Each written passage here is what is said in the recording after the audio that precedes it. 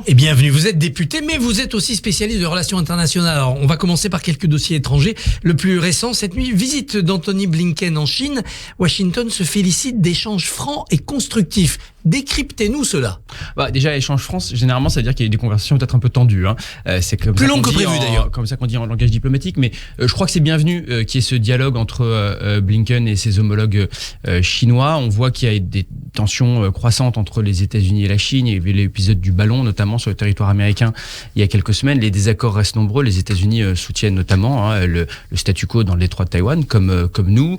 On travaille avec les Américains pour protéger notre souveraineté aussi, contre un certain nombre d'investissements dans les infrastructures critiques, par exemple, de la Chine. Mais pour autant, il faut qu'il y ait ce dialogue diplomatique sur des sujets, par exemple, cruciaux comme la paix en Ukraine. On a besoin de voir la Chine jouer un rôle plus constructif. C'est le cas.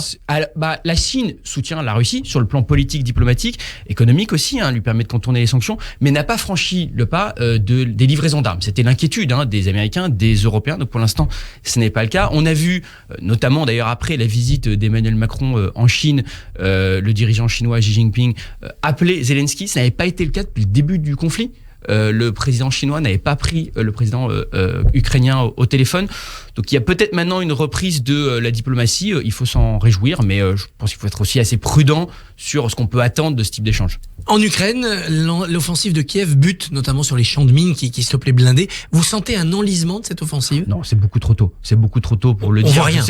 Je sais qu'on on attend toujours des résultats immédiats, rapides, dont on peut commenter, mais ça va prendre des semaines, voire des mois, et ce sera peut-être une contre-offensive avant une autre contre-offensive. Le plus important là, c'est de continuer à donner aux Ukrainiens les moyens de se défendre et de reconquérir leur territoire. Ils lancent aujourd'hui une offensive dans le sud, dans des territoires autour de Kherson et de Zaporijjia qui ont été occupés depuis le début du conflit. Donc le plus important, c'est ce qu'on peut faire pour continuer à appuyer les Ukrainiens comme on le fait avec un certain succès, et eux résistent de façon héroïque et courageuse depuis 1 an et demi.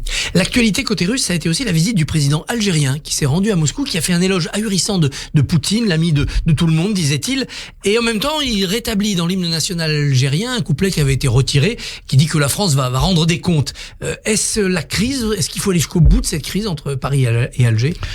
Déjà, il faut quand même entendre ce qui se passe et peut-être en tirer des conclusions. Bon, le président, vous le savez, avait déjà eu des mots d'ailleurs très francs sur la question de la relation avec l'Algérie, avait mis la pression sur la question des visas, puisque le pays ne reprenait pas à ce moment-là un certain nombre des migrants algériens en situation d'OQTF. Je crois que ce couplet anti-français est quand même pas le bienvenu, donc il faut aussi l'entendre. Et après, il y a la question plus globale, pour revenir sur Moscou, d'un certain nombre de pays, puisque l'Algérie n'est pas le seul, qui, on le voit, n'ont pas forcément la même vision de cette guerre, qui ont parfois apporté une certaine neutralité, en tout cas aux Nations Unies, dans les votes sur la Russie. Il faut l'entendre. Je pense qu'il ne faut pas du tout que ça nous entrave, nous, dans notre soutien à l'Ukraine, puisque c'est une guerre qui est sur notre continent, qui est à nos frontières, qui touche en premier lieu nos intérêts et nos valeurs.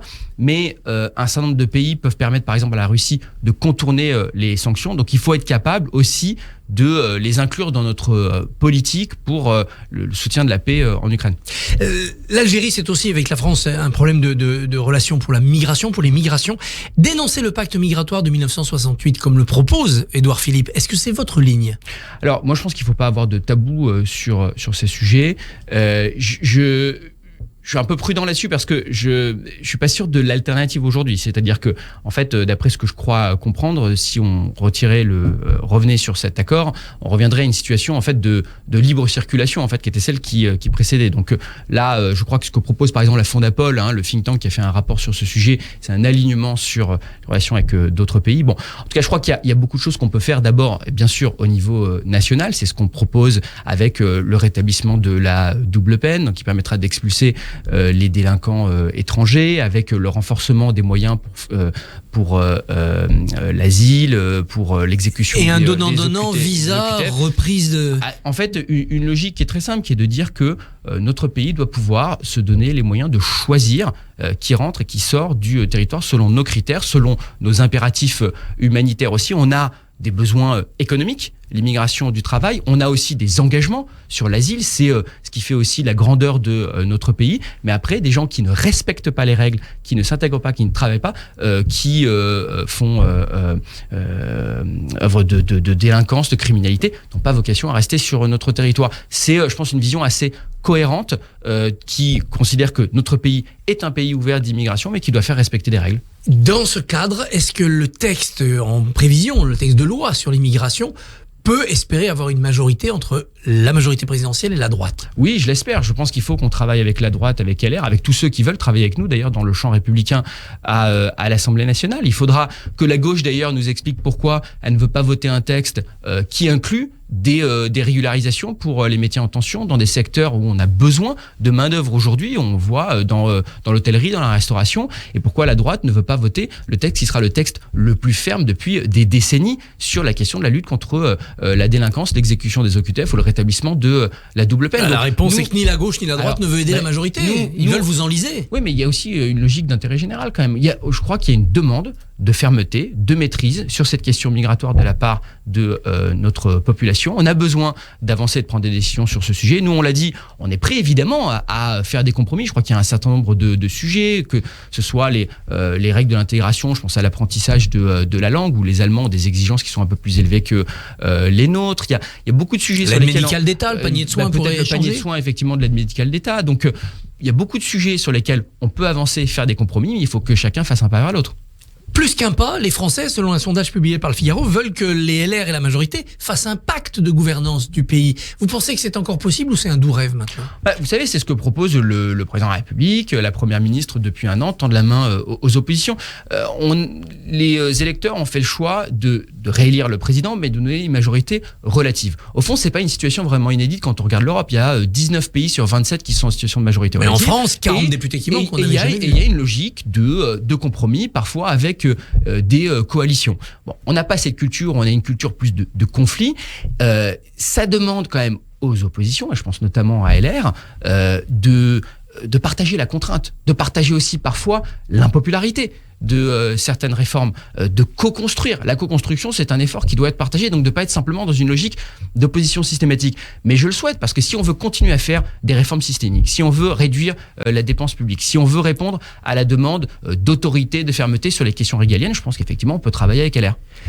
Est-ce que vous, parlementaires, vu du travail quotidien que vous faites, vous avez besoin d'un remaniement pour que l'exécutif retrouve du tonus et de la clarté ? Non, mais je vous ai dit, moi je pense que le sujet le plus important, c'est la question de travailler avec les oppositions, de rentrer dans des logiques de compromis, de voir comment on peut avancer sur quel agenda ensemble. Donc, c'est pas tellement la question du casting qui ça agite dépend beaucoup. Un peu de l'équipe, il y a des équipes qui peuvent faire ça plus facilement. Ça, je vois bien que ça agite beaucoup. Il faut leur ouvrir des postes peut-être les commentaires et le microcosme, mais je pense pas que ce soit vraiment ce qui est intéressant pour les Français. Les Français attendent des résultats, ils attendent des réformes importantes. Je pense qu'il y a encore beaucoup de sujets sur lesquels on doit avancer et travailler dans les 4 prochaines années. Bon, après, j'espère qu'on peut le faire avec des oppositions, et notamment LR, puisque d'ailleurs, ne serait-ce que d'un point de vue numérique, c'est l'opposition républicaine la plus importante à l'Assemblée nationale, qui à ce moment-là, ils acceptent de partager aussi une culture de gouvernement, c'est une culture de contrainte, de responsabilité. C'est là où un remaniement peut servir d'appât, si j'ose dire, en tout cas d'outil. Non, mais d'abord, travaillons sur le fond.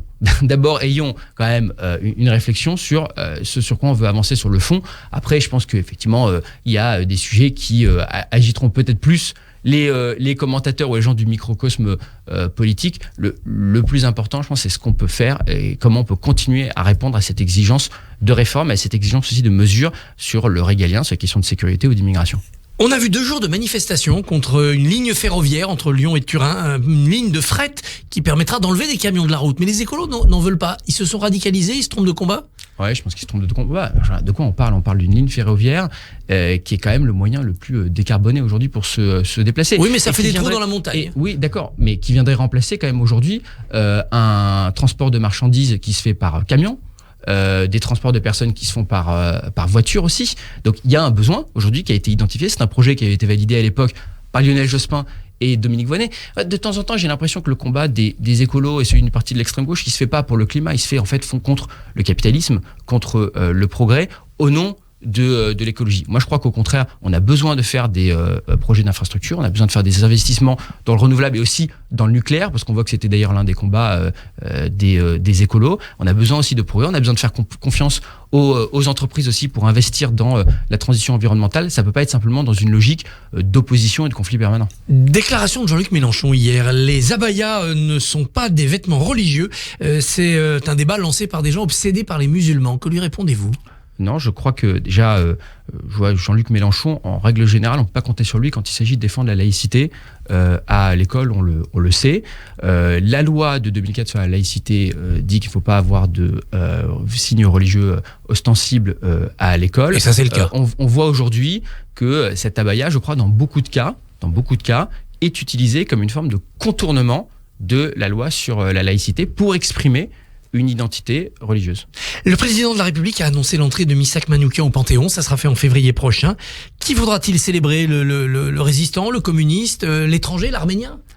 Le français, celui qui est venu, qui a fui le génocide arménien, qui a trouvé un refuge en France, qui a choisi la France et qui est mort pour notre pays. Je trouve que c'est un message magnifique qui célèbre aussi notre relation d'ailleurs avec l'Arménie, un moment difficile pour ce pays. Je trouve que c'est d'ailleurs dans la lignée des panthéonisations précédentes, celle de Joséphine Baker qui avait fui aussi le racisme aux États-Unis et qui s'est battue pour notre pays, Simone Veil qui avait vécu l'antisémitisme et la Shoah en France, en Europe et qui après a tant donné pour notre pays. C'est cette France de Romain Gary et de sa mère ou de Joseph Kessel, vous voyez, qu'on célèbre. Je trouve ça très émouvant.